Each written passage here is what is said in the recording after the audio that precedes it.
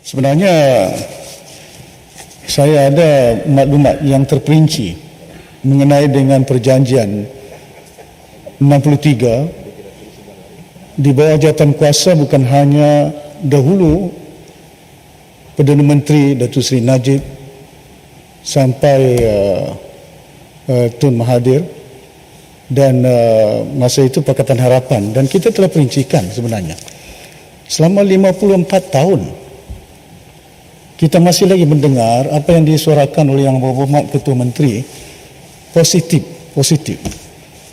Saya ingat we cannot be just listening to the sweet cherry dengan izin dijanjikan oleh pihak Kuala Lumpur tentang apa yang kita mahu, hak kita. Bukan kita minta hak mereka, ini hak kita yang menjadi warisan generasi cucu kita yang perlu kita perjuangkan. Dan saya bawa di jawatan kuasa dipengerusikan oleh waktu itu Perdana Menteri. Tidak cukup daripada itu, 3 leaders, saya, Perdana Menteri dengan Ketua Menteri Sarawak, bincangkan secara perinci. Itu royalti minyak yang agak berat mereka pertimbangkan. Kita desak keadaan itu. Daripada 21 yang ada, yang telah pun dipersetujui, 17 yang telah dipersetujui. Cuma saya nak tahu selama jauh manakah kerajaan persekutuan telah pun melaksanakan seperti apa yang telah kita setujukan kerajaan dahulu.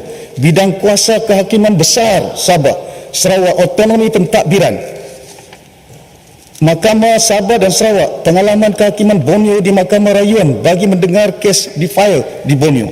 Ini kalau kita lihat kuasa yang ada kepada TYT untuk melantik Pesuruhjaya Kehakiman, Judiciary Commission di Sabah. TYT mempunyai kuasa sedemikian atas nasihat Ketua Hakim Sabah dan Sarawak. Pelantikan dilakukan oleh Jawatan Kuasa Pelantikan Kehakiman di Putrajaya. Hal ini penting kerana di antara kes yang membabitkan berlaku ialah persoalan tanah. Ada hakim-hakim di Semenanjung mereka tidak faham, tidak arif, dan kita hakim-hakim yang ada Sabah Sarawak ini arif tentang persoalan tanah.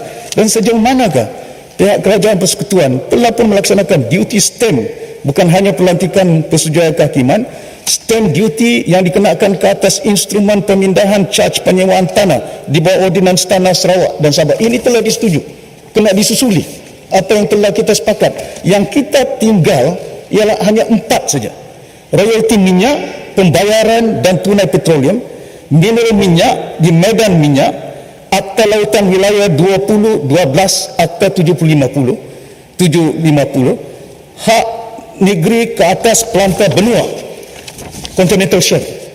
Dia tidak perlu melakukan pelaksanaan kajian mendalam, 20%. Tidak perlu kajian. Petronas must also realize this. Kita kena desak supaya keadaan yang ada pada hari ini kepentingan rakyat kita, kepentingan wilayah Sabah. Kita tidak boleh, itu yang saya kata. Perbezaan dia, saya nak tanya, contohnya, bila ada perundingan masa kita dahulu, walaupun Sarawak bukan sebahagian daripada kerajaan Pakatan Harapan, saya desak, saya minta kepada Tun Mahathir, include them as part and parcels, walaupun dia bukan kerajaan. Pasal itu kepentingan Sarawak, sebahagian daripada kita. Include them, decide apa yang Sabah dapat, Sarawak dapat. Saya nak bertanya dengan Yang Amat Berhormat, Sarawak baru-baru ini dapat lebihan PDA, distribution of gas, tun gas yang ada. Mereka ada hak. Adakah Sabah juga mendapat seperti apa yang Sarawak dapat? Sedang kita tidak mempunyai pelantau dengan izin. Kita hanya ada Kinani saja. Itu bukan downstream. Kita kena desak, they must go for downstream. Kita tidak ada downstream. Pekerja-pekerja kita sebahagian besar daripada petugas yang ada bertugas di Petronas, bukan anak-anak Sabah. Sarawak gunakan kaedah immigration yang ada. Bukan kita halang, tapi make sure that workers is also come from Sabah. Berapa jumlah gas yang dikeluarkan di bumi Sabah, berapa jumlah minyak dikeluarkan di negeri Sabah, yang kita tidak tahu. They transfer along berbilion. Itu yang kita nak advise untuk memastikan. Dan saya minta kepada Yang Amat Berhormat, 4 perkara itu disusuli, dan juga 17 yang telah dipersetujui, lama mana mereka dah melaksanakannya. Terima kasih.